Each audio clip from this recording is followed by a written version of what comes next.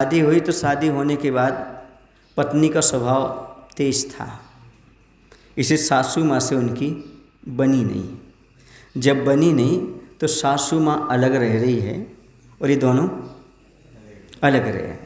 अब क्या हुआ, अब निमित्त बदल गया। पहले सासू माँ से झगड़ती थी, अब किससे झगड़ रही?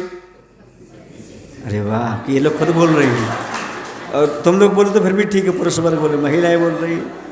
किससे झगड़ने लगी? अब बोलो भाई, पति से झगड़ने लगी। अब झगड़ते झगड़ते यहाँ भी तलाक हो गया। अब 3 हिस्से बट गए, माँ अलग, बेटा अलग और उसकी पत्नी अलग। इतनी ज़्यादा खटास हो गई तलाक के बाद, एक दूसरे का मुख देखना नहीं, कोई बातचीत नहीं, कुछ भी नहीं। अब क्या हुआ, एक दिन अचानक एक्सीडेंट हो गया। किसका?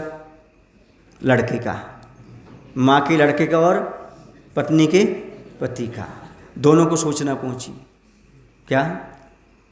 यहाँ पत्नी को भी सूचना पहुंची तो पत्नी ने क्या जवाब दिया? अरे उसने हमारे साथ ऐसा किया, उसको तो ऐसा होना ही था। और माँ के पास पहुंची तो माँ ने कहा, अरे ऐसा कैसे हो गया, हमारे बेटे को लग तो नहीं गई, चोट तो नहीं आई। मायने समझे आप? क्या मायने समझे?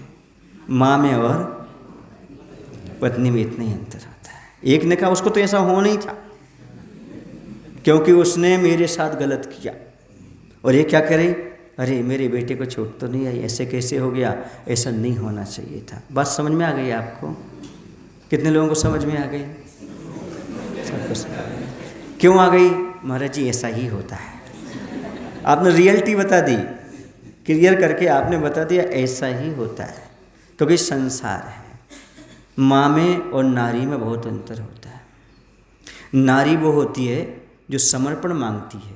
आप हमें चाहते ही नहीं हो, हमें ऐसा नहीं करते हो, माँ बाप के पीछे पड़े रहते हो, बच्चों के पीछे पड़े रहते हो, थोड़ा हमारा भी तो ध्यान दिया करो। ये कौन कहेगी? बोलो ना, तुम लोग बोलो ना। नारी है। नारी, अच्छे सुनना, नारी वो होती है, यानी पत्नी वो होती है जो समर्पण मांगती है, समर्पित कम होती है। और माँ वो होती है जो समर्पण नहीं मांगती, समर्पित होती है। माँ वो होती है जो समर्पण नहीं चाहती, समर्पित होती है, उसी का नाम माँ है। समझ में आ रहा है ना? नारी में और माँ में कितना अंतर होता है, समझ गए ना?